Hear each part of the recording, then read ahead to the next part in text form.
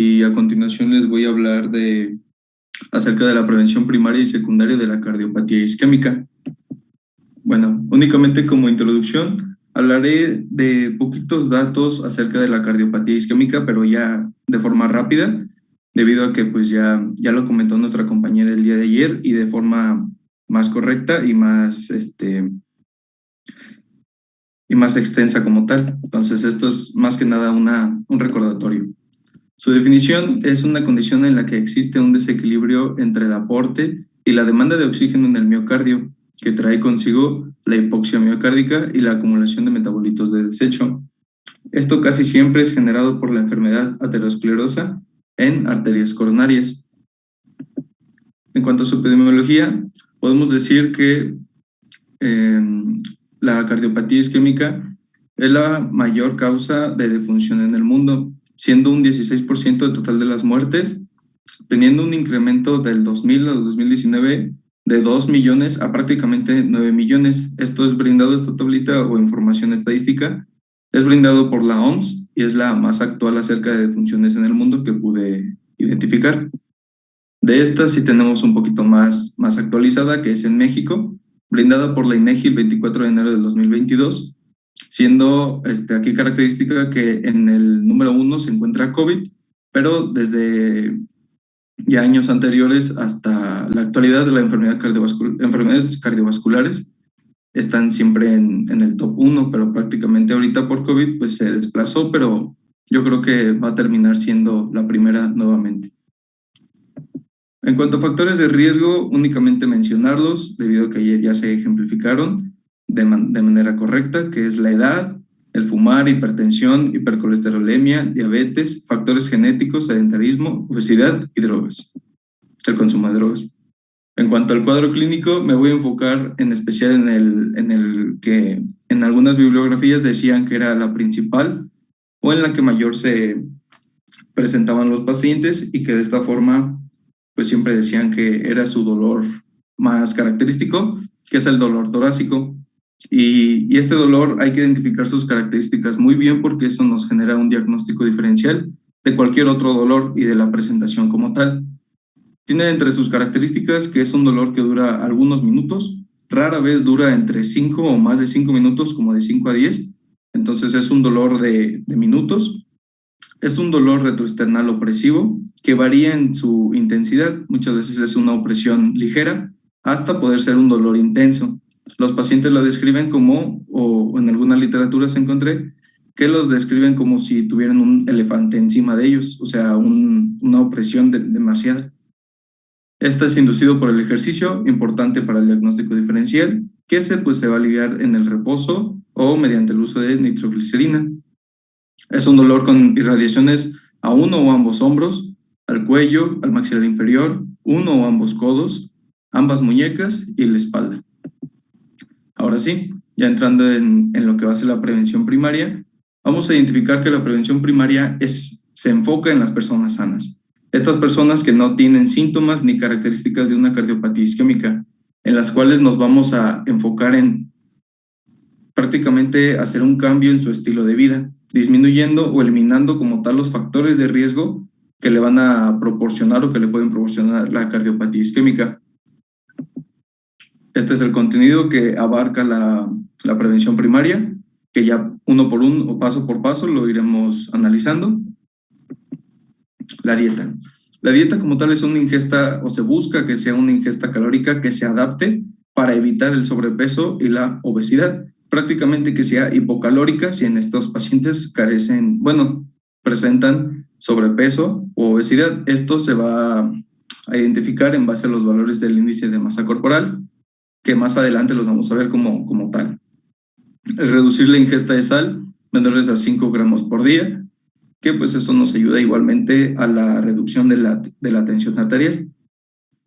En la dieta nos enfocamos en promover el consumo de frutas, verduras, legumbres, frutos secos, cereales, pan integral y pescado, en lugar de muchas veces las grasas saturadas que se presentan muchas veces en la dieta de un mexicano. En el alcohol, prácticamente es en estas personas que pues ya tienen un consumo normal, diario o inclusive pues de fin de semana o cosas así, estos prácticamente les vamos a decir que necesitan reducir su consumo de 10 a 20 gramos de día en las mujeres y de 20 a 30 en los varones. Obviamente no se busca que hagan un consumo. Si los pacientes no consumían, pues no le vamos a decir, pues tómate unos de 10 a 20 si eres mujer o de 20 a 30, sino es en estas personas que consumen y pues queremos que reduzcan su consumo como tal. En la actividad física hay diferentes tipos de actividades físicas que pueden realizar nuestros pacientes, ya sea aeróbicos o muchas veces estas actividades de CrossFit, de gimnasio y cosas así que se van a clasificar en personas activas o personas no activas. Personas activas se refiere a las personas que ya realizan un ejercicio constante, pero pues o no de manera constante o frecuente, y que les decimos, bueno, pues igualmente 5 días o más, dependiendo de tu condición, en estas personas activas, mínimo tienes que hacer menos de 30 minutos o de 30 minutos por 5 días. Y en las no activas, pues le reducimos los días.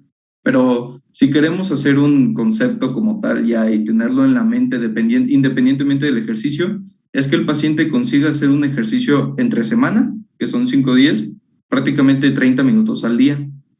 Igualmente, si quiere un descanso, pues entre semana que sean 4 y 1 el fin de semana, pero prácticamente la mayoría de las personas hacen ejercicio entre semana y el fin de semana que sea descanso.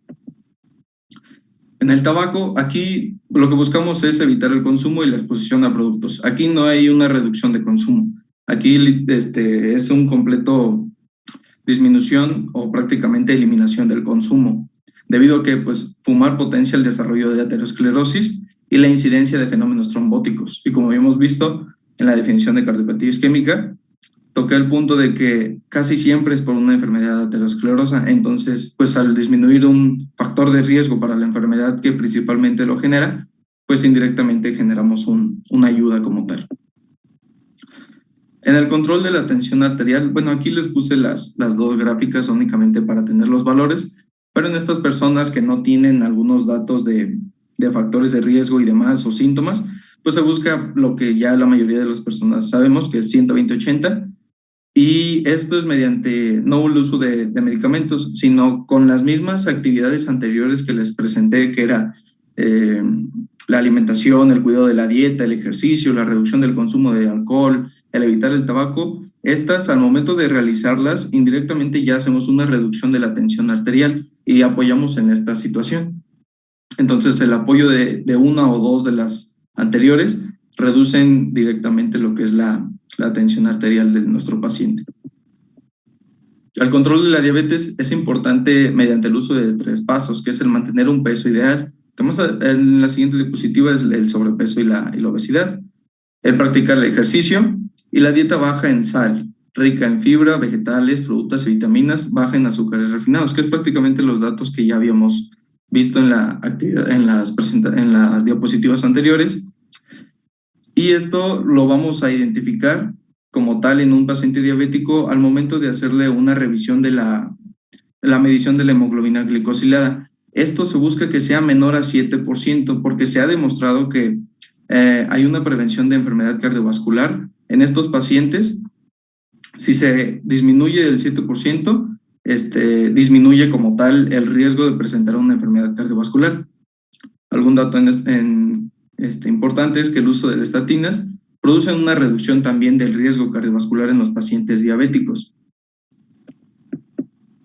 En el control del sobrepeso, como habíamos les había platicado, lo que se busca es tener un índice de masa corporal debajo del sobrepeso. Podríamos decir que menos de 25 de índice de masa corporal generaría una mortalidad menor. Aquí como tal hay datos que dicen que el índice de masa corporal, que como tal la mortalidad va a disminuir sí o sí, es de 20 a 25, pero podríamos tenerlo como un dato directo, que es menor a 25 de índice de masa corporal, generaría una disminución en la mortalidad de estos pacientes. Y esto se busca mediante dietas hipocalóricas y como tal el ejercicio físico hasta alcanzar el peso ideal que ya habíamos planteado en base al índice de masa corporal. En el manejo de estrés es importante por lo mismo de que el estrés se ha identificado, no se ha comprobado como tal, pero se ha identificado que el estrés pues genera muchas veces la elevación de la tensión arterial. Entonces, el manejo de estrés como tal se ha identificado que se puede controlar con técnicas de relajación, yoga, musicoterapia, estas actividades que le realicen a nuestro paciente, pues esta reducción de estrés y directamente pues es una reducción de los riesgos que puede presentar para una cardiopatía isquémica. En cuanto a la prevención secundaria, vamos a decir qué es una y cuál es otra. Bueno, la prevención secundaria va a englobar ahora sí a los pacientes con síntomas de la enfermedad, pero como tal no es de forma tan estricta como decir, bueno, solo si es un dolor anginoso y todos los síntomas que presentan una cardiopatía isquémica, no. Aquí también vamos a englobar o vamos a incluir a los pacientes que presentan síntomas de aterosclerosis o pacientes con asintomáticos que sean diabéticos, ya sea tipo 2 o tipo 1 con microalbuminuria, o estos mismos pacientes con factores de riesgo que le confieran una morbimortalidad elevada por enfermedad cardiovascular en los próximos 10 años. A estos pacientes es a los que va dirigido la prevención secundaria. Las armas de la prevención secundaria son estas, que son los cambios en el estilo de vida, el control de los factores de riesgo, los medios terapéuticos y las unidades de rehabilitación. En cuanto a estilos de vida, pues son muchos de los que ya comentamos en la prevención primaria, que es que no fume, o sea, eso ya es de ley. Una alimentación correcta, pues esto no solo es el discursito, sino también esto como tal ayuda al control de peso, ayuda al control de tensión arterial, al perfil lipídico, a la glucemia y a la reducción de trombosis, muy importante porque son los principales factores de riesgo, que son la hiperlipidemia, hipertensión arterial, diabetes mellitus y síndrome metabólico. Más en la siguiente diapositiva hablaremos de eso. Y como ya se había comentado, la actividad física adecuada. Aquí los pacientes ya presentan síntomas y como habíamos visto, el principal síntoma, o bueno, el que más se presenta es el dolor. Y eso es mediado por el ejercicio, la actividad física. Entonces, pues sí, tenemos que reducir, como tal lo que habíamos dicho anteriormente, tener el concepto de 30 minutos. Aquí es una reducción, menos de 30 minutos y de menor a 4 veces por semana, pero sí se busca una actividad física, pues al final para esta reducción de los mismos factores de riesgo. Aquí, ahora sí, los factores de riesgo, como habíamos visto, es la hiperlipidemia, la hipertensión arterial y muchas veces la diabetes mellitus y el síndrome metabólico. ¿Cómo vamos a controlar eso? Bueno, en la hiperlipidemia se busca que el colesterol total sea menor a 4.5 milimoles y aquí se encuentra la equivalencia en miligramos sobre decilitro, cual sea la preferencia. En los LDL se busca que sean menores a 2.5 milimoles sobre el litro y que los HDL sean mayores a 1.2 milimoles sobre el litro. En cuanto a la hipertensión arterial, aquí se busca que sea menor a 130/80 en todos los pacientes y en especial en los pacientes diabéticos. En cuanto a la glucosa y, bueno, a los diabetes y al síndrome metabólico, se debe buscar una glucemia basal en ayunas inferior a 6 milimoles y que en la medición de la hemoglobina glicosilada sea de 6.1. O sea, se busca llegar a esos son los criterios o los parámetros a los cuales queremos llegar para que sea un control y no se genere otra presencia de otra enfermedad más adelante. En las medidas terapéuticas vamos a tener a los inhibidores de COX-1, que deben emplearse en todos los casos, salvo que estén contraindicadas. Por ejemplo, la aspirina o sus abreviaciones de ácido acetil salicílico es la más usada. El triflusal, igual de eficacia que el ácido acetil salicílico, pero con menos incidencia de hemorragias digestivas y cerebrales. El clopidogrel, la combinación de clopidogrel y ácido acetil salicílico se utiliza para después de los síndromes coronarios agudos y de intervencionismo coronario. La warfarina es para casos con alto riesgo de riesgo tromboembólico, aunque hay algunos datos que han demostrado que la cimelagatrán puede ser de mayor eficacia e inclusive más seguro. En cuanto a la utilización de betabloqueadores, sigue siendo igual a menos de que esté contraindicada. Se utiliza después de un infarto agudo de miocardio con o sin disfunción ventricular. Es la mayor indicación que yo pude encontrar de los betabloqueadores.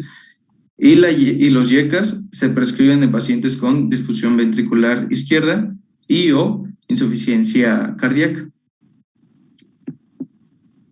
Ya para terminar, las unidades de rehabilitación, como tales, unas unidades que nos van a brindar una gran ayuda al paciente y a su familia para la vuelta a la actividad cotidiana, hacer ejercicio, cambiar sus hábitos de vida o control de los factores de riesgo.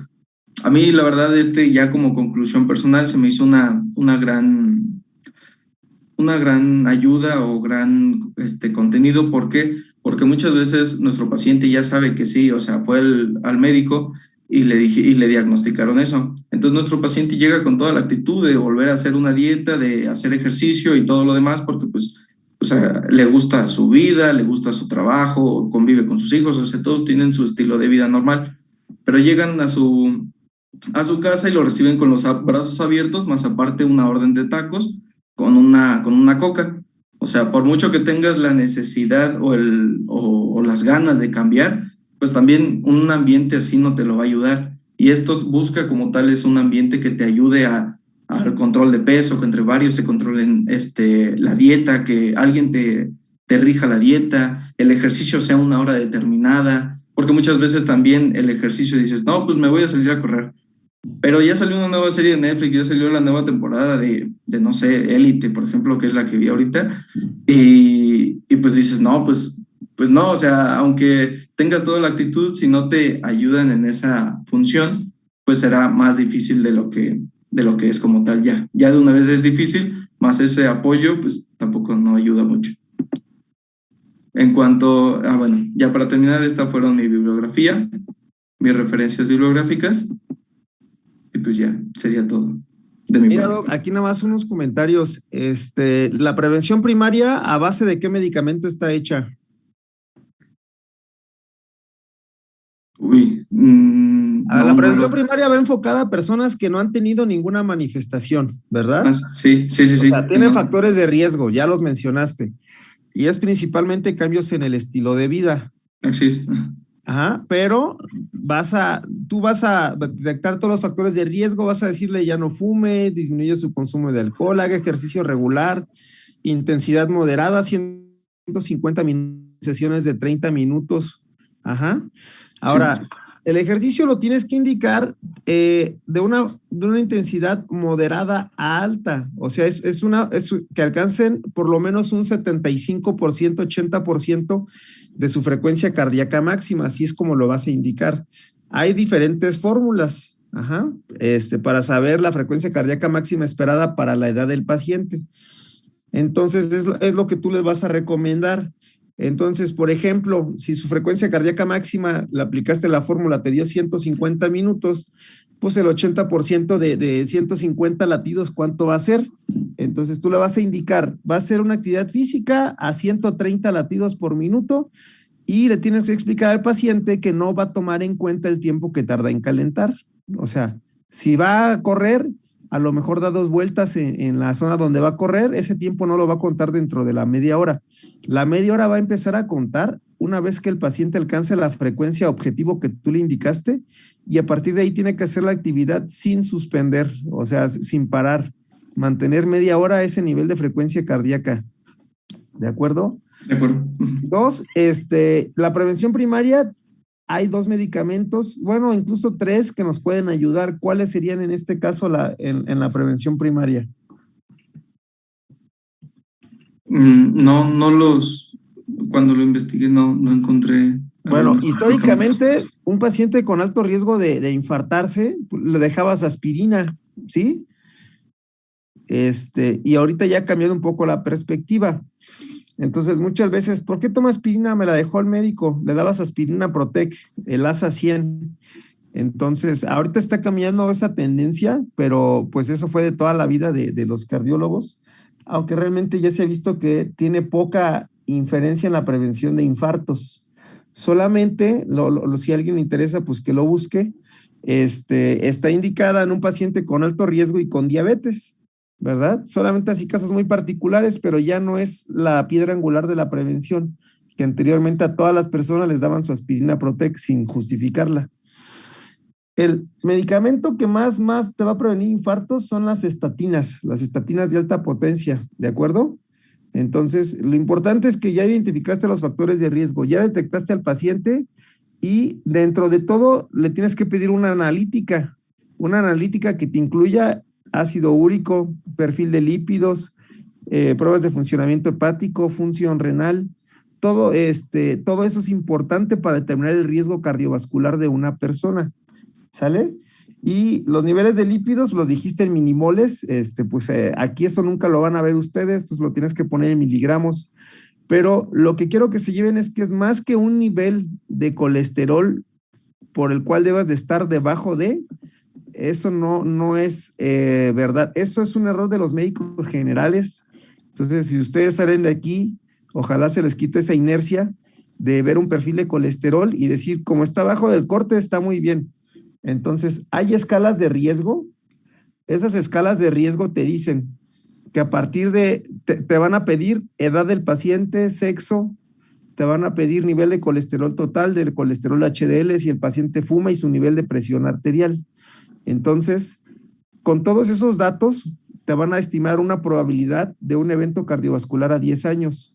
Llámese infarto, llámese EBC, llámese angina de pecho, llámese insuficiencia cardíaca, llámese claudicación.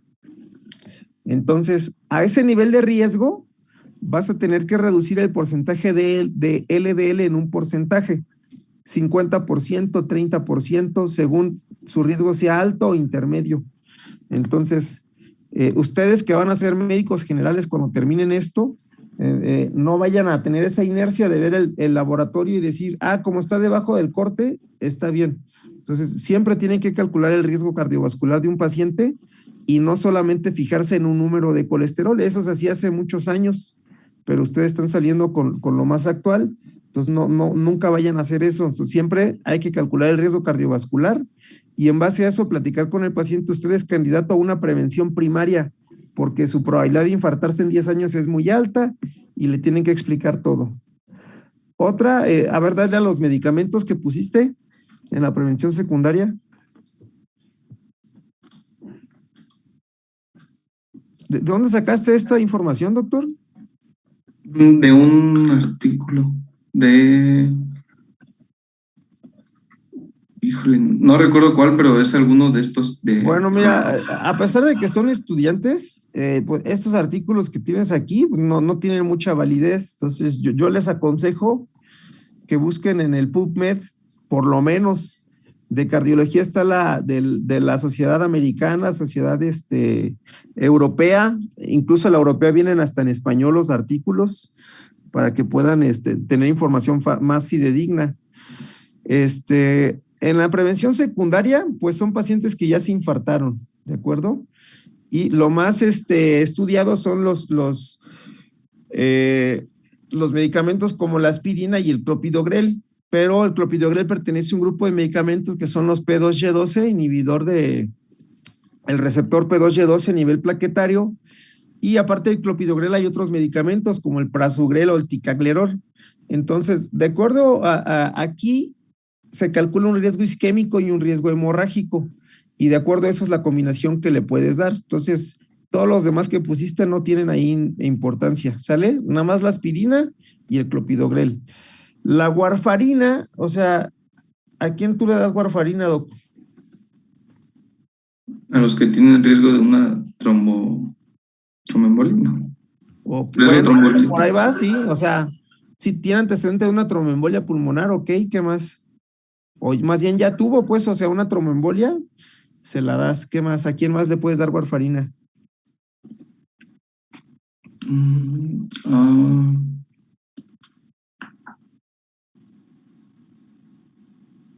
No tengo el dato ahorita, doctor. Bueno, lo más importante es pacientes con fibrilación auricular. ¿Sale? Esa es la indicación más frecuente. Entonces, aquí ya estás entrando en un tema complicado porque ya es un paciente que requiere terapia antiplaquetaria dual, aspirina y clopidogrel. Cada uno afecta de forma diferente la formación de trombos. Se dan en combinación.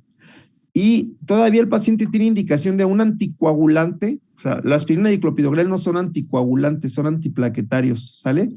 Entonces, ahora tiene fibrilación auricular, pues tiene indicación de triple terapia. Entonces, la triple terapia obviamente aumenta mucho el riesgo de sangrado. Generalmente ahorita ya se prefieren los nuevos anticoagulantes, que es el rivaroxaban, el dabigatran, el apixaban, Nombres comerciales, el Xarelto, el Eliquis, el Lixiana, en combinación con los antiplaquetarios. Y bueno, aquí lo importante es saber riesgo de sangrado, riesgo isquémico, y en base a eso es el tiempo recomendado para que tú le des uno u otro medicamento, ¿sale? Sí. Listo, pues, si quieren ya avanzamos a la siguiente.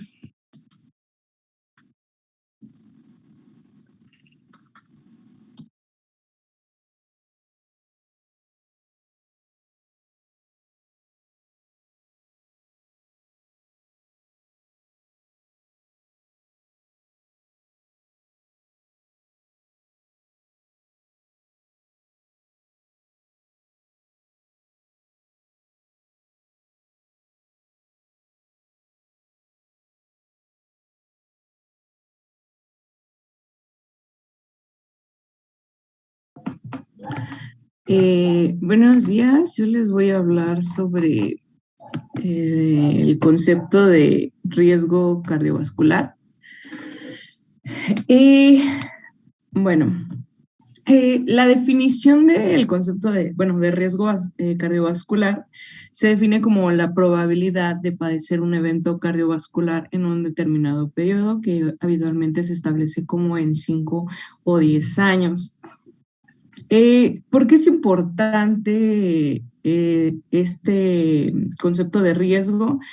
Porque su estratificación y cuantificación de prevención para establecer la intensidad de intervención o ya sea la necesidad a lo mejor de un tratamiento farmacológico y la periodicidad de las visitas de seguimiento, es como muy importante establecer esto en el paciente, es decir, a lo mejor como ya nos expuso el compañero pasado, a lo mejor una prevención primaria o ya como tal seguir con una prevención secundaria.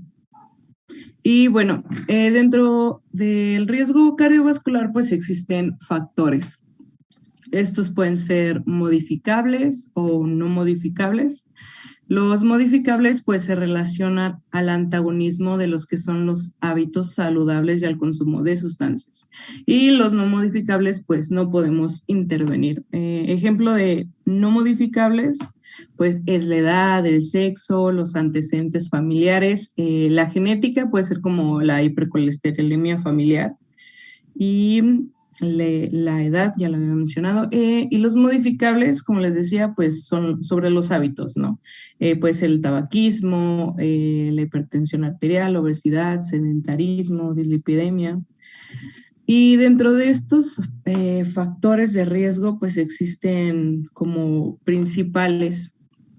Y bueno, las mujeres mayores a 55 años y hombres mayores a 45 años. Las mujeres se dice esta edad por la cuestión de la menopausia y también la historia de enfermedad cardiovascular, el tabaquismo, la hipertensión arterial con unos niveles inadecuados, la hipertriglicemia de más de 150, LD arriba de 100, HDL de menos de 40, colesterol arriba de 190, la diabetes y bueno, todos los que pueden ver aquí en la pantalla. Y bueno, todos esos factores de riesgo pues afectan a la salud cardiovascular pues de una manera muy directa y como resultante de todos estos desbalances hay un fenómeno preponderante de la salud cardiovascular que es el envejecimiento y la enfermedad aterosclerótica. Y bueno, como definición, tenemos que se forman ateromas en la capa íntima de los vasos sanguíneos que protruye hacia la luz. Estas placas poseen un núcleo lipídico grumoso blando y con una cubierta fibrosa. Y para que ocurra la aparición del ateroma, pues previamente debe existir una lesión o la disfunción endotelial. Y bueno, aquí está pues la fisiopatología de la aterosclerosis. Creo que es un tema que pues ya hemos visto como que en ocasiones pasadas, así que no me voy a detener. Pero igual pues esta imagen que está aquí pues me pareció como muy bien explicada. Y regresando al tema del riesgo, pues es necesario, como ya les había comentado, estratificarlos, y para esto existen tablas de predicción de riesgo, y estas nos ayudan a tomar decisiones terapéuticas eficaces, así como las intervenciones adecuadas de cambio del estilo de vida y obviamente el tratamiento farmacológico adecuado a la categoría del riesgo, como ya nos había comentado el doctor en la observación que le hizo a nuestro compañero. Este tipo de tablas pues nos van a permitir hacer una diferencia con las personas que a lo mejor es más importante enfocarnos en cuanto a los cambios del estilo de vida, que sería la prevención primaria, o de quienes ya han sufrido un evento coronario.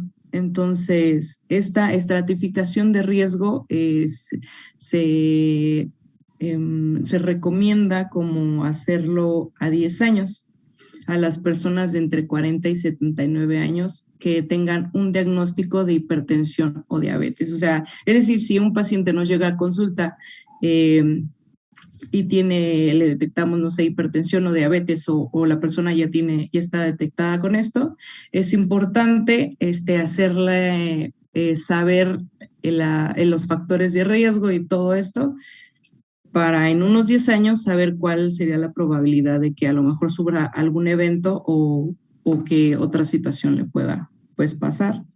Y de esta manera también combinar el tratamiento farmacológico, que sería la prevención secundaria. Y bueno, pues existen dos tipos de cálculo, dos métodos, que es el cualitativo y el cuantitativo. En el cualitativo, pues tenemos que es una suma de factores de riesgo y se clasifican en leve, moderado, alto y muy alto. En cuantitativos, pues es el número de probabilidad de presentar un evento cardiovascular en determinado tiempo. Por ejemplo, aquí les puse una imagen que es clasificación de riesgo cardiovascular de Framingham. Esta la pueden encontrar en la guía de práctica. Y por ejemplo, esta sería como, creo, me parece de un tipo cualitativo, porque no nos dice como tal, o creo que sí nos dice como el porcentaje, pero el chiste es haciendo como puntos. Por ejemplo, dice factores de riesgo según la edad, y se van sumando los puntos. Los niveles de colesterol también se toman en cuenta, el tabaquismo, la presión, si están tratados, y ya al final podemos ver si el paciente es de un riesgo moderado, si es de bajo riesgo o si es de alto riesgo. Aquí está otra, también está en la guía. Este es de la Sociedad Europea de Cardiología. Se llama SCORE. Este es de maneja como los alto riesgo. Y igual se va haciendo como el porcentaje en relación con el colesterol total, y al final pues ya se saque el porcentaje de riesgo cardiovascular en la población de alto riesgo. Aquí está para la población de bajo riesgo. Esta es una tabla de riesgo cardiovascular de acuerdo a la presión arterial. Aquí podemos ver que igual, nada más se van como clasificando. Tú estudias a tu paciente de acuerdo a los estudios que tengas, la presión, y ya se va viendo. Esta pasada es de la OMS. Este es también el riesgo, la evaluación del riesgo, pero de acuerdo al colesterol LDL. Y dice las metas y ya. Bueno, como les había comentado, pues se puede como que clasificar el riesgo vascular según el porcentaje. Y, por ejemplo, un riesgo bajo sería un porcentaje menor del 10%. Esto quiere decir que tienen un riesgo bajo, pero no significa que no tengan riesgo. O sea, un riesgo bajo no significa ausencia de riesgo. O sea, en esta parte se sugiere como un manejo discreto que se centra un poquito más en los cambios del estilo de vida. y a lo mejor una monitorización anual del perfil de riesgo. Es decir, cada año está checando al paciente. Y luego un riesgo del 10%, pero menor al 20%, se considera como un riesgo moderado.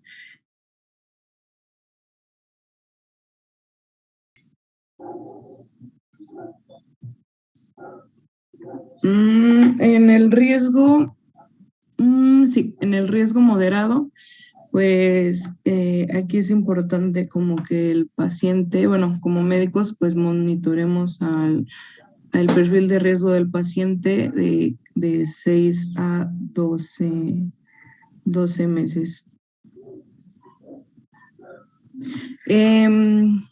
Y luego, el riesgo de 20%, pero menor a 30%, y ese se considera un riesgo alto.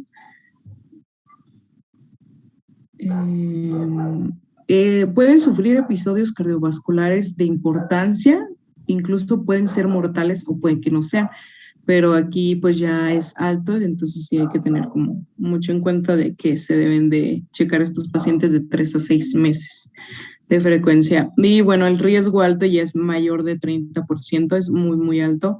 Y igual es la misma monitorización de 3 a 6 meses.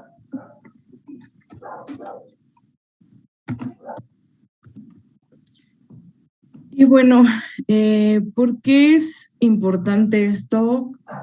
Pues el clasificar a los pacientes e intervenir como con fármacos a los individuos de alto riesgo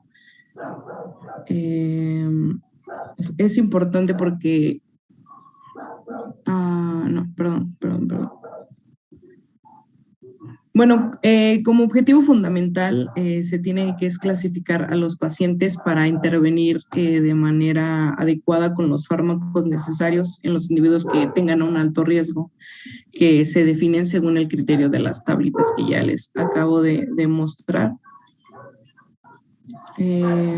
Incluso puede haber como un problema, o sea, porque hay situaciones de los pacientes en que en las tablas nos arrojen un porcentaje mayor del que posee como la población. Entonces, por eso es importante como que su calibración y validación antes de usarla como en otras poblaciones. Por ejemplo, hay personas que reciben tratamiento antihipertensivo y a lo mejor puede ser que el riesgo salga como más alto o a lo mejor una menopausia prematura y etc. O sea, hay muchos factores, entonces no hay como que dejar de lado de manera personal atender al paciente conforme también sus antecedentes y sus padecimientos y no solamente verlos como si fuera como un tipo checklist en una tabla. Sí, mira, aquí es muy importante, o sea, antecedentes familiares. ¿Cuáles son, doctora, los antecedentes familiares de peso? Pues, puede ser a lo mejor como que las personas, su familia haya tenido como obesidad, o a lo mejor alguna cardiopatía coronaria o no, accidente. Es un antecedente en un familiar de primer grado que ya tuvo un evento cardiovascular. ¿Cuáles son los eventos cardiovasculares que contemplamos? Pues infartos o EBC. Sí, o sea, ya se infartó, tuvo un EBC, un ataque isquémico transitorio, tuvo un infarto al miocardio o tiene claudicación, una enfermedad arterial periférica establecida. Cuando en un familiar de primer grado, hombre menos de 55, mujer menos de 65 años, eso es un antecedente familiar de peso. Otro antecedente, otro factor de riesgo importante, el puro nivel de colesterol LDL igual o mayor a 190, eso ya es un factor de riesgo independiente para un riesgo muy alto cardiovascular, ¿sale? Ese es otro punto. Otro punto con el que tú puedas modificar el riesgo es un paciente que tú no sabes porque tiene varios factores de riesgo que tal vez la tabla te los marca bajos, pero tú ves que no es así. Le puedes pedir un calcio score. Un calcio score coronario detecta la presencia de calcio en las arterias coronarias y ese estudio nos va a ayudar para mover al paciente de lugar. Si está en un intermedio y tiene un calcio score positivo, lo vas a pasar automáticamente a un riesgo alto. O tú lo tienes en un riesgo alto intermedio, te sale un calcio score negativo, lo vas a bajar al nivel inferior. Entonces, ese es otro modificador del riesgo. Algunos síndromes genéticos, los antecedentes de enfermedad cardiovascular prematura, y básicamente esos serían como los más importantes que tendrían que tener en cuenta. Y efectivamente, como dijiste, se tiene que calibrar a poblaciones. En México, la escala que están recomendando en las guías mexicanas que acaban de salir este año de dislipidemia, ellos recomiendan usar el Globo Risk. Hay una escala que se llama Globo Risk. Esta escala es un poco más sencilla, te pide nivel te calcula el IMC, te pide la talla, el peso, algunos datos de laboratorio y nada más. Entonces, para que ustedes les quede, el Globo Risk es la que se debería usar en población mexicana y la pueden comparar en algún paciente que le quieran calcular un factor de riesgo con su familia igual. Hagan las del ACC, el score europeo, y hagan el Globo Risk para que vean más o menos la variación. Cada escala tiene un punto de corte diferente. Por ejemplo, la americana, a partir de 7.5% ya es un riesgo alto. La que tú mencionas del score es a partir del 20%. Entonces, cada escala tiene su nivel de corte. Sí, doctor. Gracias. Bueno, ¿cómo afectan estos factores a la salud cardiovascular? Pues es importante tomar en cuenta que los factores no son como excluyentes, sino que todos están como interrelacionados y se suman a otros. Entonces, por eso es importante prevenir los accidentes cardiovasculares a través de la promoción de los hábitos saludables. Y pues de mi parte, creo que ya hacía todo.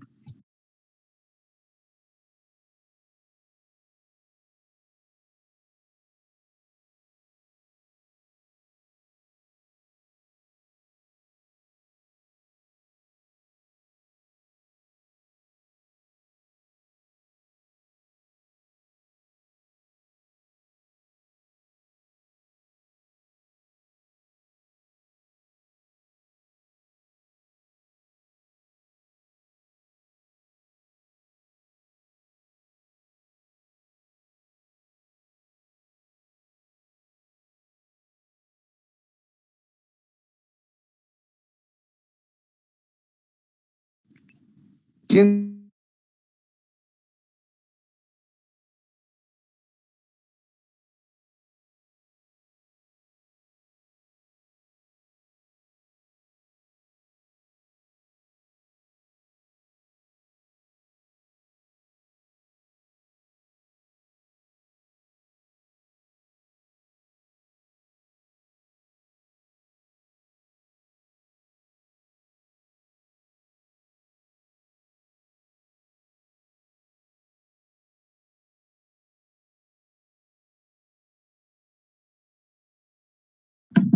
Buenos días, disculpen, ¿ya se ve mi pantalla?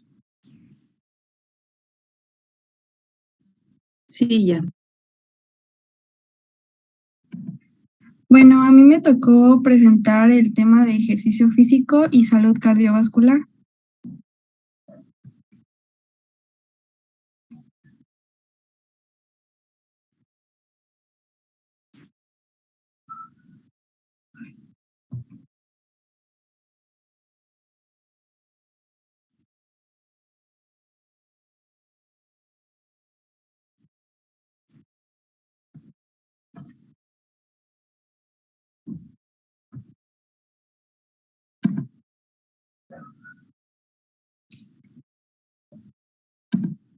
¿Ven la siguiente diapositiva?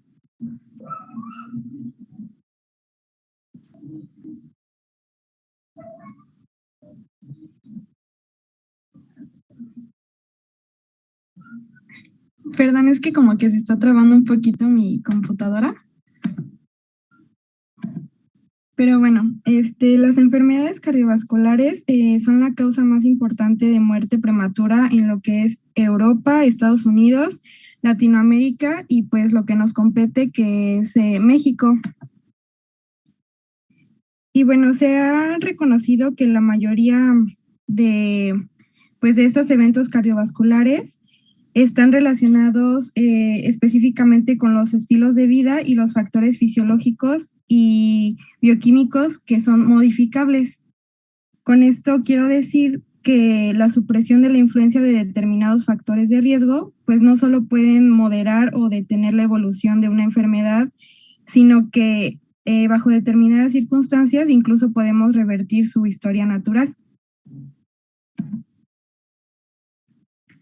Y bueno, hay evidencias de diversos estudios que ha dado como resultado que las diferentes sociedades científicas en medicina cardiovascular hayan publicado diversas guías de prevención secundaria aplicables a la práctica clínica. Y les menciono aquí algunas de ellas, que es la Sociedad Europea de Cardiología de Aterosclerosis, la Sociedad Europea de Hipertensión, el Colegio Americano de Cardiología y la Asociación Americana del Corazón.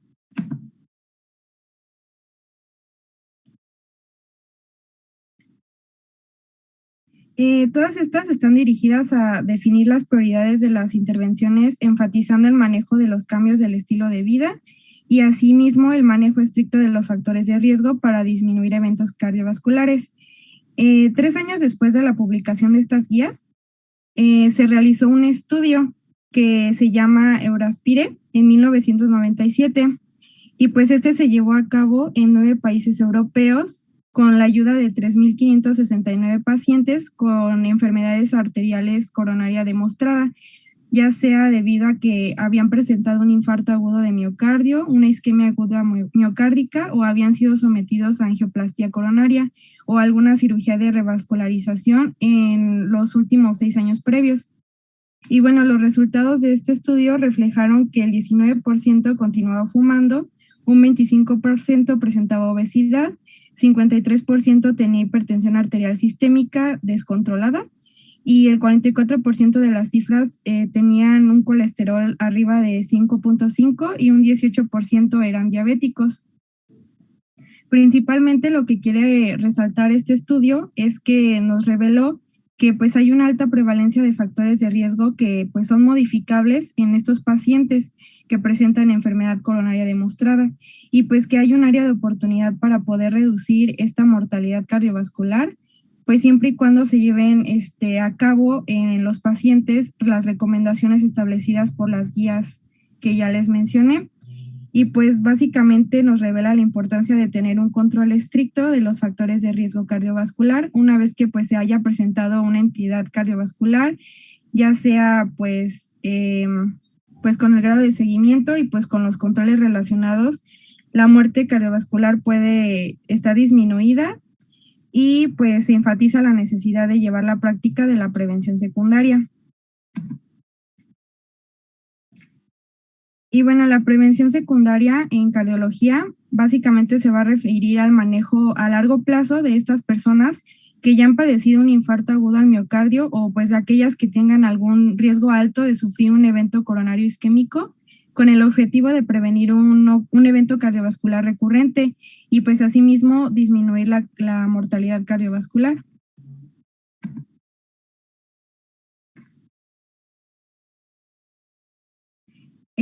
También estas guías están dirigidas, más bien la prevención secundaria va a estar dirigida a lo que son pacientes que hayan sufrido un infarto al miocardio o algún evento coronario isquémico, a aquellos pacientes pues que hayan presentado enfermedad cardiovascular aterosclerótica, enfermedad arterial periférica, enfermedad aterosclerosa de la aorta, enfermedad cardiovascular, enfermedad arterial carotidiana, individuos con aterosclerosis subclínicas o que su única manifestación sea la diabetes mellitus.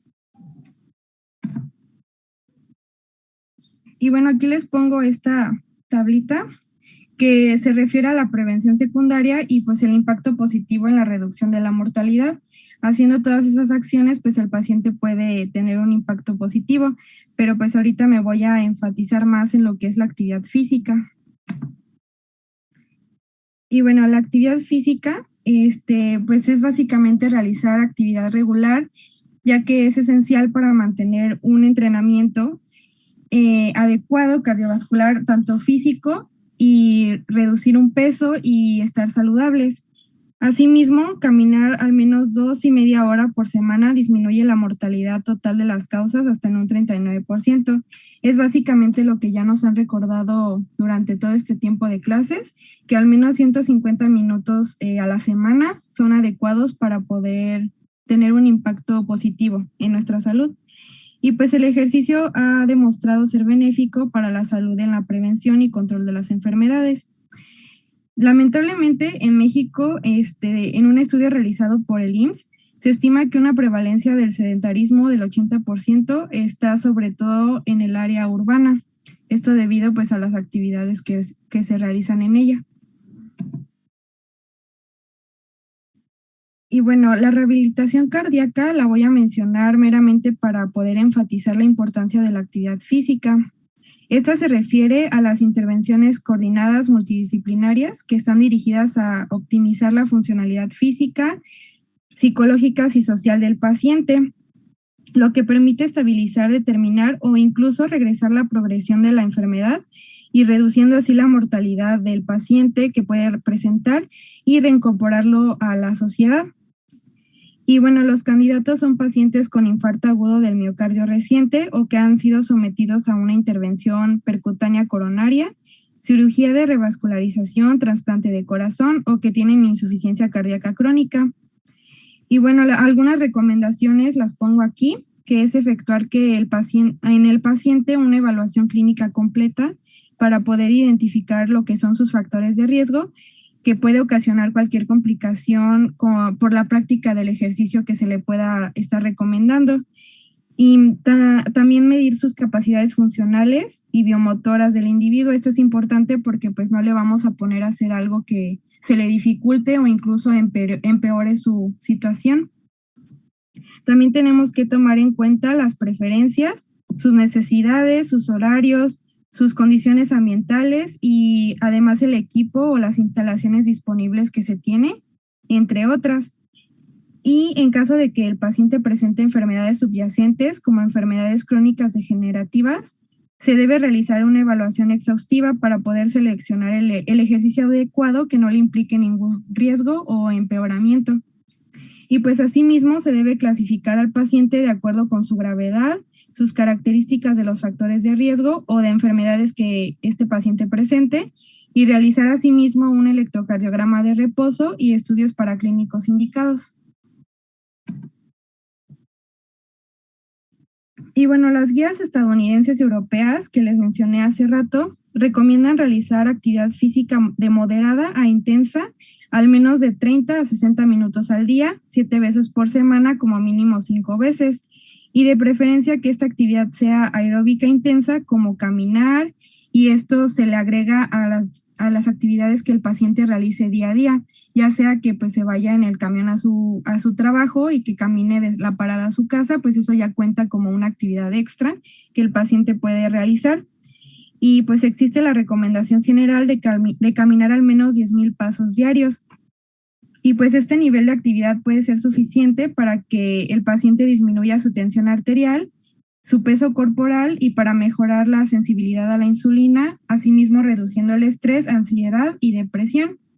Y pues la intensidad se puede determinar de acuerdo con la frecuencia cardíaca, como ya nos lo mencionó el doctor hace un momento, y pues puede alcanzar puede ser frecuencia cardíaca durante un máximo de 60 a 75%. Y pues aquí les pongo unas imágenes de los beneficios que trae la actividad física en sus distintos niveles, como máximo, intenso, moderado, suave o muy suave.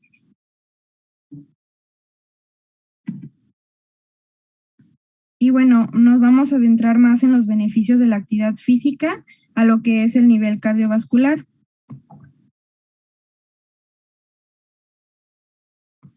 Y bueno, vamos a presentar que mientras el paciente realiza actividad física, va a haber un aumento sistólico por incrementos de la masa muscular miocárdica y la actividad ventricular.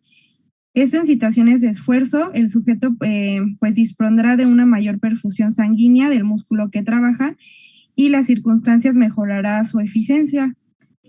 Y asimismo va a haber una disminución de la frecuencia cardíaca tanto en reposo como durante el ejercicio, provocando asimismo el incremento del volumen sistólico y la acción de neurotransmisores sobre los receptores muscarínicos del nodo sinusal cardíaco. También va a haber un incremento de la cantidad de sangre movilizada por el corazón durante 1 minuto. La irrigación miocárdica va a aumentar las arteriolas, venas y capilares, y esto es un factor que disminuye la tensión arterial. El aumento de los glóbulos rojos en esta circunstancia va a favorecer que la elevación de los niveles de hemoglobina y consecuentemente va a incrementar la capacitación del oxígeno de estas células, y va a haber una regulación de la tensión arterial debido a las mejoras de la motilidad de los vasos y al incremento de la red arterial de bajo calibre. Y esto va a ser responsable asimismo de las resistencias periféricas.